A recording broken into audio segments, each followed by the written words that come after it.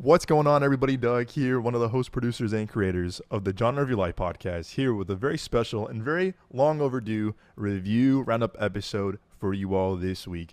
Listen, I know I've been saying this for the past couple of months. I need to get better with these. I just been, with work stuff, everything going on behind the scenes of the show. It's been a lot. So it's been a crazy first few months of the year. So I promise, my promise to you this summer and rest of 2025 and going forward is that I will be much better with these review roundup episodes, these bonus feature episodes, these newsletter episodes. I've been all over the place, so please forgive me. So I have a lot of a pipeline for you guys in terms of these bonus episodes. This week I'll have my review of Black Bag as well as Mickey 17. I know films that kind of came out about a month ago, but still I thought they were still worthy of covering for you all on the show.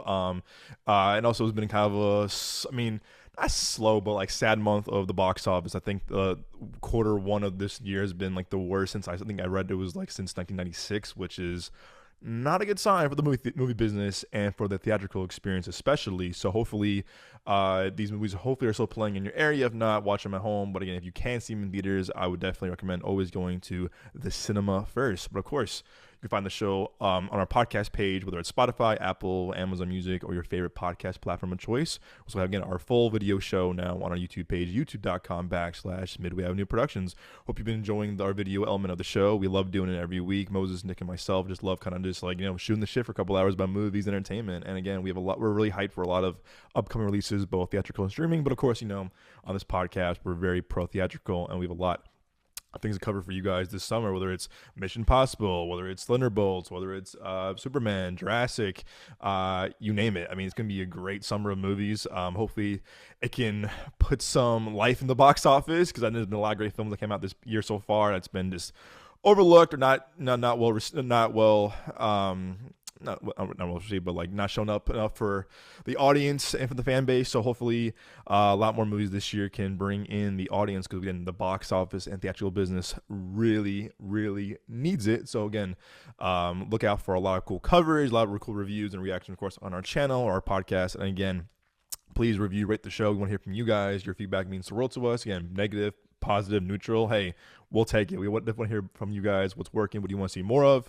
So let us know in the comments below, or the review section on our podcast page. Again, whether it's Spotify or Apple or YouTube Music or Amazon Music. And again, our goal, no, you're probably sick and tired of me saying this, but again, help us get to 200 ratings on Apple Podcast.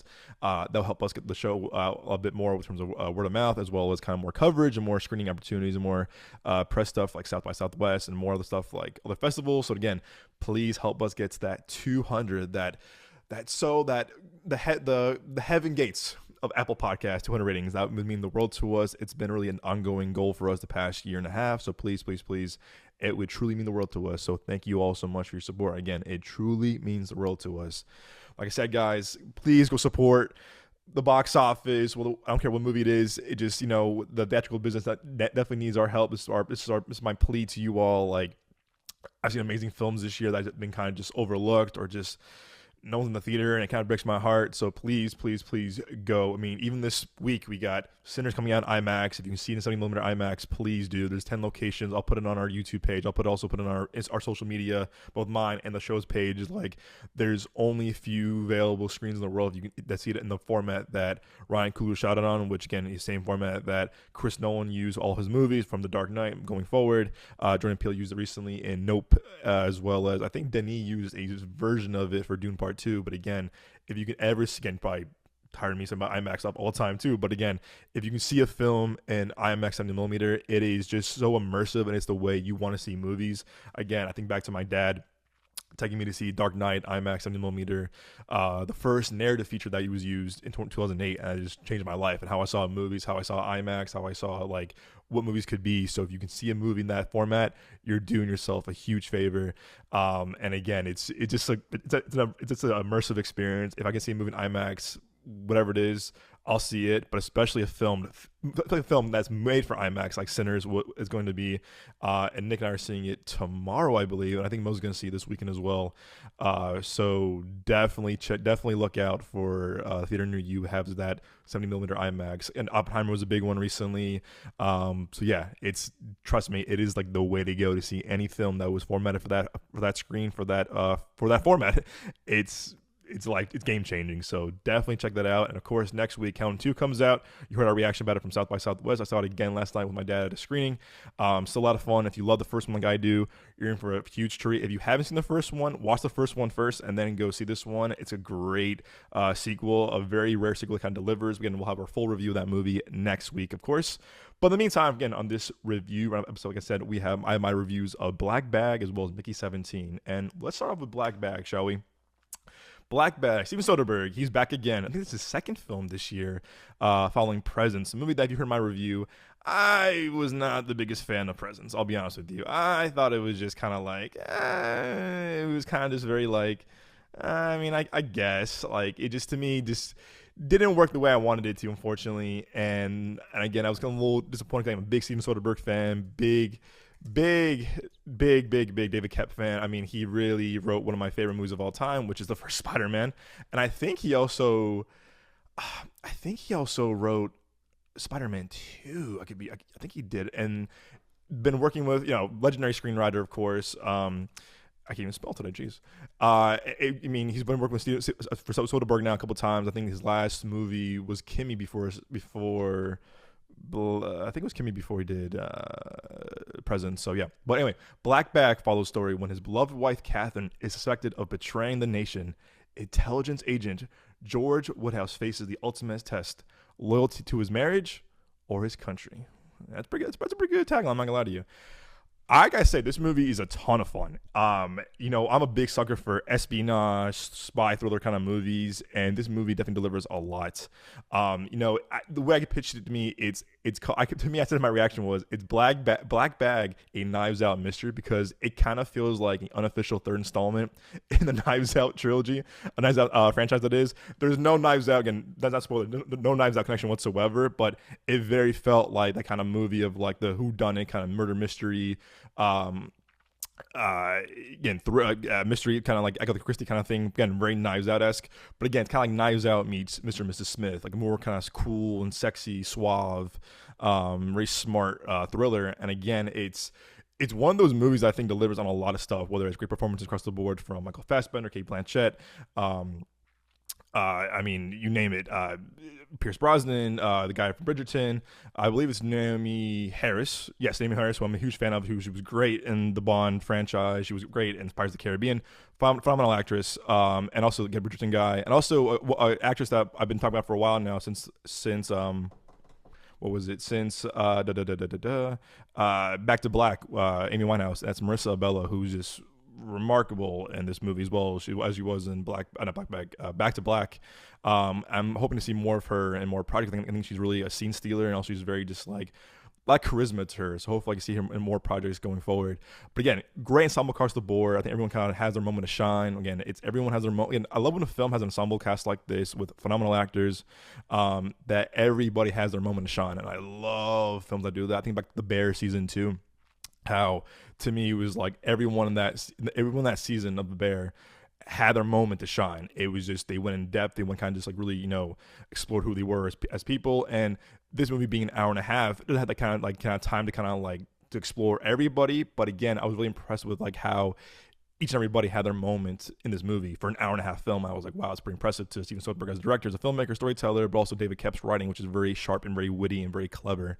But yeah, it's one of those movies that kind of just hits a lot on all cylinders. And to me, I really did like the relationship between Michael Fassbender, who to me, becoming one of my favorite actors of all time. I thought he was great as Magneto in X-Men First Class, and now, of course, in Inglourious Basterds, he's so terrifying in. But again, I've been watching him a lot more and more over the years, and even in bad stuff, The Snowman, and a few other movies too, where I was like, or even Next Goal Wins, which I was hyped for, that kind of let me down. He has only phoned it in, and I haven't seen a bad performance of him. I think he's a great actor. And I think seeing The Killer, which I get into a little bit too, David Fincher's The Killer a couple years ago on Netflix, I said, watching that movie, I was like, this dude's a phenomenal actor. He's always been a great actor, but to me, even Steve Jobs, he's remarkable in, and it was so overlooked. That movie was so overlooked, his performance was so overlooked. But The Killer, when I watched The Killer a couple years ago, I was like, oh, wait a second, something kind of just like turned for me. I was like, he's kind of one of my favorite actors to watch right now. And you see him in interviews too. He's very kind of like very, very joyful and very kind of just like full of light. That unlike his characters, a lot of his movies are very dark and cynical and very just like serious all the time. He's very kind of like a big film nerd like us. And I really enjoy watching him on screen to me because he offers a lot in terms of his performances, whether it's a spy genre, superhero genre, horror, what you name it. Like he's a very captivating actor. So I love seeing him on screen, no matter what the role is and what film it is. And Kate Blanchett, who's just remarkable in her own way too. Both of them have great chemistry. Again, it really adds to the Mr. and Mrs. Smith thing, but more of an upscale, more suave Mr. and Mrs. Smith. And again, I like how Steven Soderbergh both kind of like dives into the relationship of like who's telling the truth, who isn't telling the truth, like who's the lying, who's the rat in this kind of group. And again, I do appreciate that direction that Soderbergh and David Koepp went into. But again, Michael Fassbender, man, really watch out. I think this like he's really a leading man material. And I love seeing him work with great filmmakers like this, David Fincher, Tarantino, Matthew Vaughn, Danny Boyle. Like he really has. I mean, look about it. He has a great Steve McQueen. Like he has a great filmography with some amazing directors. And I'm looking forward to seeing what he does next. I will love to see him in a Chris Nolan movie, for sure, or a Denis film. Like to me, it's like I think he's really picking some amazing projects on the filmmakers. Again, he's been in things where I had not worked whatsoever. The Snowman, even working with Taika Waititi. Like I said, I didn't care if Next Goal wins, but still, it was cool seeing him work with like these kind of like great filmmakers. So I'm really curious to see what he does next as an actor. But again, I really do think Steven Soderbergh and David Fincher know how to get a good performance out of him. I think it's cool to see him work with those kind of like really kind of just like really filmmaker driven stories like this and The Killer. So again, really curious to see what he does next as an actor. And again, like I said, Chris Nolan collaboration would be really cool. Denis, like I said, it'll be cool to see what he does next. And again, ensemble cast across the board. I think about it, I'm a sucker for a good ensemble movie like this, and this definitely works. Again, I think about it, it's like, especially with a genre like this, like a spy thriller, mystery. Like I've seen projects where like, oh man, the cast is good, but they didn't work together. And I think an example is Knives Out 2, Glass Onion. I'm probably in the minority where I didn't care for that movie at all, and I love the first Knives Out so much. I think in Glass Onion, there were some good things, like Janelle Monáe was really good in it, so was Edward Norton.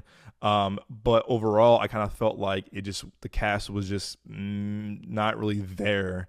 And again, I said, someone who loves ensemble films, ensemble stories, this to me was like, wow, this was just perfectly casted all around. And again, it shows the strength of Soderbergh as a director, but also all these actors that can really just like make some just amazing performances. And despite all them kind of, going at each other at one point, you definitely kind of feel like the chemistry between everyone. And again, having a seven including Pierce Brosnan, but like it's just really cool to see how all these actors kind of work well together and top of their game and very sharp and very kind of like really driven performances. So again, shout out to everyone involved, because I think it was a really driven ensemble piece.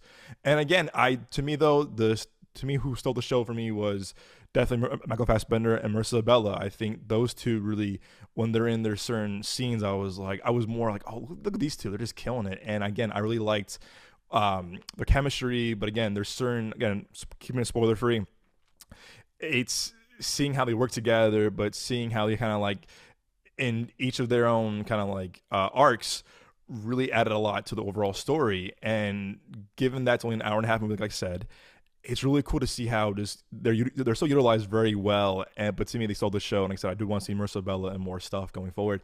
And again, I do like these David Koepp and Steven Soderbergh collaborations. Again, I loved Kimmy. Didn't love Presents the way everyone else did. But again, it's seeing these two kind of have a good thing going right now, giving out a really original stories like this.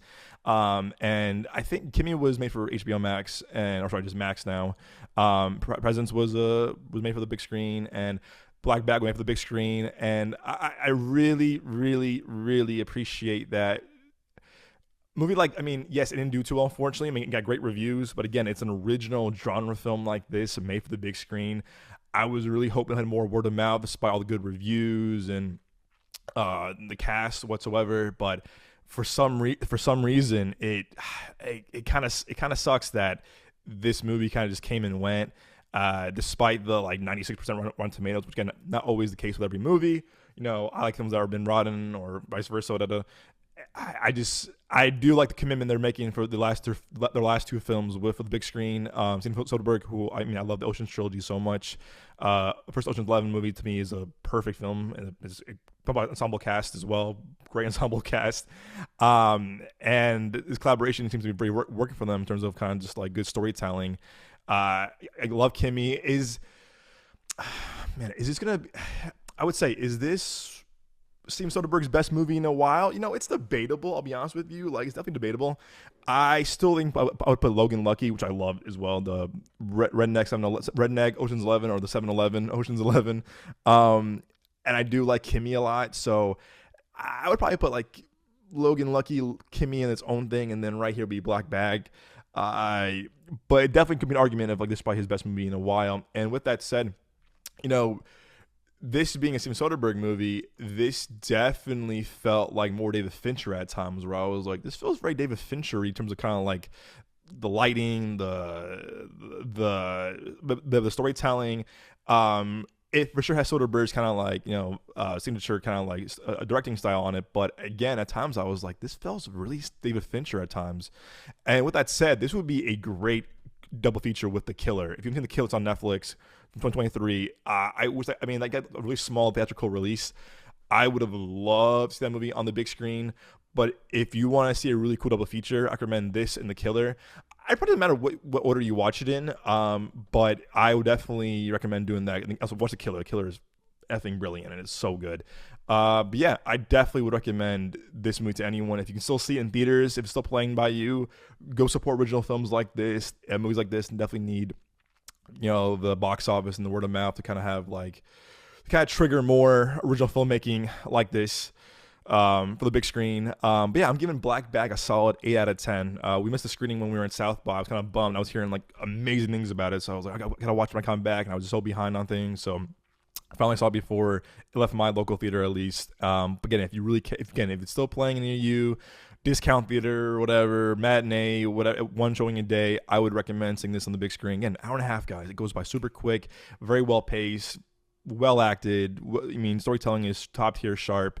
But yeah, guys, please go support original films like that. We definitely need to support them more and more, despite.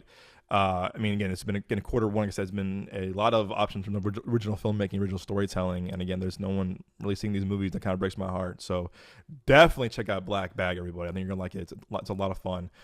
Alrighty, ending my review roundup episode, a movie that I'm probably going to be in the very, very minority about this is Mickey 17. Mickey 17, the movie's been kind of in production and development for like so many years. I remember we had this one photo. If you're watching it on YouTube, you see like it was a picture of like a blue circle with Robert Pattinson kind of like looking at the camera. And I was kind of like, okay. Again, it was Bong Joon-ho, his next follow-up film since him winning all the awards in Parasite in 2020. And it was like all speculation of like, oh my gosh, like what's going to do next? Robert Pattinson, Bong Joon-ho, like, oh, this could be a great combination. And the film, again, we had this image for a couple of years, and no word about it, no movement about it. It was kind of like, oh, what's going to happen next? Keep getting pushed back, and the strikes happened. And I think, more and more things happen. Leadership at WB changed. Again, it was in production for so long, and then getting pushed back years and years and years. So if I came out in March, I think we were at South by when it came out. Also like to seeing this movie as well. I gotta be honest. Okay, first off, Mickey 17. What's it about? Is it Mickey Mouse? No, it is not. Mickey Mouse. I said it right there. Great. Mickey 17 follows a disposable employee is sent on a human expedition to colonize the ice world, Niflheim. I think it's called Niflheim. After one iteration dies, a new body is regenerated with most of his memories intact. Like I said, guys, I'll be in the minority of this. I did not care for Mickey 17. I know, tomato, boo, in the comment section, I'll be like, how dare you? Listen, I'll take it. Fair is fair. Bong Joon-ho was a great filmmaker. Again, I saw Parasite a bit late, and I still enjoyed. I saw it after it won all the Oscars. And again, very well made film. Very sharp storytelling, great direction, super well acted. I like the host that he did years ago. Really creepy, very like oof. to me, again, I'm a big Robert Pattinson fan. I think all the Twilight hate has kind of gone away now because, again, if you watch Good Time or Tenet, again, the Batman included, but like even Harry Potter, he's a phenomenal actor, and I was like, wow, Bong again, he seems to be post Twilight picking really great filmmakers like Bong Joon-ho, like Matt Reeves, like the Safdie brothers, Christopher Nolan, of course. I think also being the Odyssey next year was really cool, but again, I like seeing actors really pick respectable, very well received filmmakers like Robert Pattinson, like I said, and Michael Fassbender, like I said in my Black Bag review. Uh, to me, though, I will say this: this is definitely Robert Pattinson's best performance of his career so far. Even though I love him in Good Time, ooh, I do love Good Time. Yeah, it's, maybe it's a little tough. No, this because again, I think when an actor plays two different roles and very differently, and kind of how, again, no spoilers of course, but like how he does this movie is like very like wow, like very courageous and very like oh wow, this is a very special performance. Um, Definitely his best. I mean, definitely his career best performance so far. And again, he changes himself, his voice. You know, again, he's a British actor, and again, I think back to his voice in Good Time, his voice in Batman. This is very, like, I think it was Red and Skimpy. I think he wanted to do Johnny Knoxville and Steve-O, and Bong Joon-ho was like, absolutely not. So I think he's doing that cartoon, Red and Skimpy. I'm probably butchering that name too. But again, Robert Pattinson really is giving his all in his performances, I would say. It's very physical, very kind of like Buster Keaton that kind of time, right? Charlie Chaplin comes kind of like more like body performance, kind of like how he moves his body a little bit. And again, I give him a lot of props for kind of just really going out there. This is a really out there kind of movie, very ambitious. I think it's based off a book, a novel as well. But it's a very physical performance, and the way he kind of changes his voice and the way he kind of moves his body, I was like, oh yeah, this is definitely like his probably best performance of his career so far. With and again, I do like again. I think he's become also a guy I look forward to watching now in movies. Again, I think he works with great filmmakers like this very well, with Bong or Matt Reeves or Safdie brothers or again Nolan.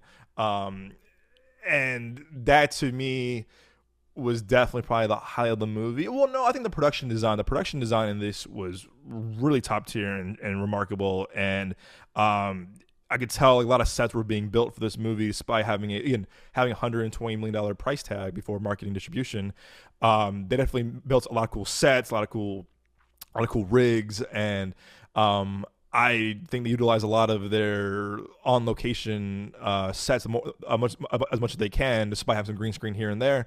And I for sure appreciated like it felt real despite it being quote unquote in space. And because again, it was very Star Trek meets Moon meets Ad Astra, which again a really cool pitch, but the overall story kind of just fell flat for me. It's 2.5 hours, and you feel the runtime. Like after the first 20 minutes, I'm like, okay, I'm with this a little bit. This movie just drags so much where I'm like, oh my god, okay, what's going on, guys? What's next? And I think even in Parasite a little bit, the pace in Parasite and other Bong's movies where I think that he definitely utilized his pace a bit more, and with this, I just felt the runtime through and through, and I'm like, oh man, like dude, I'm getting bored. At the time I was kind of looking at my watch, I was like, all right, now 2.5 hours, way too long. And I think talking to other people who've seen this movie too, they're like, yeah, the runtime was too long. I was like, okay, so talking to other people who had the same feeling that I did is that this like it just dragged a bit, and I think even in times with certain parts of the movie, like there was cool things that were kind of like brought up or introduced, like oh, like how about this? And I was like, oh, I kind of like that. Never went back to it, or never kind of like explored it as much as they probably should have. And I was like, oh, it's cool you brought this up, but you never really did anything with it. And I was like, I guess kind of like really thrown away or like not explored or not like navigated through the story a little bit. And I was like, all right. With that said, I think to me, who stole the show was Naomi Aki, who I love seeing too. I think she was good in Star Wars. Movie stuff was kind of but she was really good in the Whitney Houston biopic, and she was remarkable in Blink Twice. Go watch Blink Twice. It's very disturbing, but she's really good in Blink Twice. I like seeing her, and whenever she was on screen, she definitely stole the show for me. And she has like phenomenal chemistry with Robert Pattinson's. You'll see like the different Mickeys. So I like seeing her a lot more stuff too. I want to see her in more projects moving forward because she is really funny in this, a lot of the humor, but again, a really emotional arc in the story, which I definitely appreciated and I wanted to see more of. But she's really good in this movie, and then she also kind of stole the show for me in certain scenes that are out. Supporting cast. Listen, I have no problem with movies, trying to have social commentary, political messaging, but make it clever or make it really kind of like in the story. Mark Ruffalo, who I like, big fan as an actor. Again, 13 going on 30 is a movie that I love watching. He's doing this really bad, annoying Trump impression where I'm like, okay, man, we get it. Like, and it's yeah, and then he was like, oh, and he was like, I'm not doing Trump. Like, no, bro, you're doing Trump. Like, you're doing Trump, and it's like, okay, like, you get it. But again, make it clever. I thought, Bong's movies always have, political commentary, social commentary in his movies, and he does it like brilliantly. I thought the social commentary in Parasite was genius and it's brilliant. This was just kind of like in your face of like, here you go, boom, da da da. It's like, okay, I get it. And it's, again, I think back to like Black Mirror a little bit. I think back to Jordan Peele's movies. I mean, so many different filmmakers. Spike Lee. It's when filmmakers want to have a message or have a commentary, like I applaud them when they do it very cleverly and very kind of like that was in the story. The movie has to stop. I think this movie has to stop and tell you who this person is. Da da da da da. It's just like, okay, they're kind of beating over the head with it. It's like, okay, we get it. It's this person, blah blah blah. And again, I thought it was a very bad SNL skit. I thought Mark Ruffalo was doing, where I was like, if you want to play Trump, go on SNL and play Trump, whatever. It'll probably work better. But he's like overdoing it. When I was just like, it went on and on and on. It wasn't clever. It just wasn't like smart. It was very kind of just like very Mad TV. SNL parody, and I was like, all right. And Toni Collette, who I also love, she's been in some of my favorite movies the past couple of years, whether it's the Fright Night remake, Knives Out, phenomenal actress. She's also overacting, doing this kind of weird, like over exaggerated performance where I was just like, oh man, this is just not working at all. And two of them together, who I both like them as actors a lot, just was not working. It was just over exaggerated. It was just really played out. And again, that's probably the direction from Bong. Or that's how that was how the character was written. And then I mean, sure, but they weren't well directed, and it kind of just they were just over. They were cartoon characters basically, and I was like very like early James Bond villain, like, oh my goodness, I am this, and it's like, oh my god, I guess sure, but very disappointed with the supporting cast. And again, no problem doing social commentary. Just make it clever, make it fit the story a lot better. And again, Mark Ruffalo's Trump impression was not that great, and it was just kind of annoying after the first 20 minutes. We're like, okay, man, I get it. Someone who I wanted to see more of was Steven Yeun. I'm a big Steven Yeun fan for a long time. Again, he also obviously great in Beef. I think Minari, he was great in as well. I've been watching him for a long time now, and really good. He's a small role in Sorry to Bother You, but again, I like seeing him in a lot of stuff. I think he was supposed to be in Thunderbolts, but I think he had to drop out for another project. I enjoy him a lot in film and TV, and I don't know, whenever I see him in projects, I kind of smile. Oh yeah, I like Steven Yeun a lot. He's really fun to watch and very charismatic, has a lot of charm to him. So hopefully see him in more projects too. But again, I liked his involvement in the movie, but no spoilers, but the way the character kind of goes, I was kind of like, oh really? It was very cliche. It was very kind of like, oh, I guess, like, sure. I mean, he played a guy that I think everyone has encountered once in their life, if not more, unfortunately. And I was like, oh yeah, I know people like that. But again, I thought they could have utilized him a bit more or made a character a bit different, because I was like, oh, he's playing this kind of character. Yeah, I guess. But again, I did like seeing him in the role. Again, I definitely want to see him more projects. Again, I would love to see him work with Robert Pattinson again. I thought they had good chemistry when they were on screen together. But yeah, Bong Joon-ho, again, big fan of the guy. I do like his love for film and TV, love for film and storytelling. Very kind of these really ambitious films. And again, I give him props for leave. I think Parasite was. Let's see how much was Parasite budget. Parasite had a $11.4 million budget, and it grossed over $262 million worldwide, which is crazy. And this Mickey 17 had a budget of, I want to say, 118 mil, plus marketing distribution. So you're probably looking at So that's a lot. I don't think it's gonna make any money back. Yeah, I think it's gonna lose 75 mil. And I give him props for jumping from a really small indie film like Parasite to a huge studio budget film like this. Very ambitious, very audacious. But I don't maybe it kind of reminded me of like bit of Ryan Johnson when Ryan Johnson went from a little low budget like movie like Looper, and you know, TV like Breaking Bad to a huge $250 million plus movie with Last Jedi. I think maybe they probably should have probably worked up a bit more to get the movie like that, like Star Wars, Ryan Johnson. This with for Bong Joon-ho, and I was just like, you can tell like he's a little bit out of his element in terms of kind of like the budget. I think he was a little too ambitious for his own good, and I still respect that a lot, but maybe if this was a bit lower in budget or did like more of a smaller budget film, like a $20-30 million budget movie first, then doing this, probably worked better for him in his favor. Probably had a better release. But again, this to me is probably my least favorite movie of his. And again, it kind of just felt like it was a little overblown and again overlong and had a few storytelling issues where I was like direction. I was like, oh, it wasn't as sharp as other films like Parasite. So I know people love this movie. To me, I was just disappointed with it. So I'm gonna give Mickey 17 a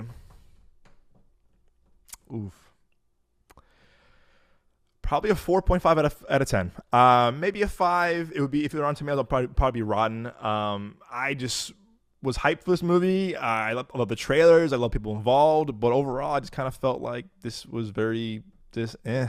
And so yeah, I'm giving this movie 4.5 out of 10.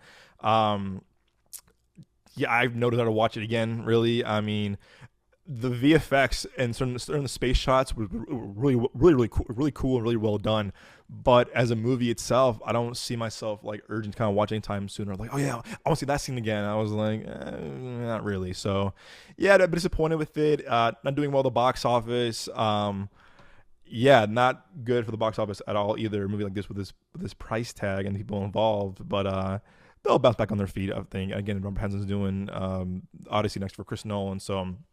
But again, still looking forward to seeing what Bong Joon-ho does next. I just think this was kind of not in his wheelhouse and very little too ambitious for his own good. But yeah, guys, those are my 2 reviews on this week's review Roundup episode. Hope you all enjoyed my rambles and talks and takes on these 2 films. Like I said, I probably have another review Roundup for you guys this week, like for sure. Because again, I had to do my review of Nova King, which I just loved, and also a movie called Locked, which I think is gonna be very interesting to review for you all. But yeah, guys, stay tuned for that. There probably won't be a full episode of the podcast this week. Yeah, I think we're seeing Sinners tomorrow on IMAX opening night, because I think the reason why we're seeing it also because they're giving out like really cool exclusive 70mm IMAX film reels. So I want to get one of those before it's too late. I think it's a one night only thing for us and here in AZ. So want to check those out. But yeah, guys, stay tuned for that. And then probably back next week with a full episode with our reviews of Sinners and Counting 2. Look out for that. And again, we've got to finish our coverage for CinemaCon, and of course, I think in 2 weeks we're probably going to do our summer movie preview lineup, which I love doing every year. So stay tuned for that. But of course, guys, again, thank you for joining this week's review Roundup episode. Hope you all enjoyed it. And of course, guys, we'll see you all at the movies.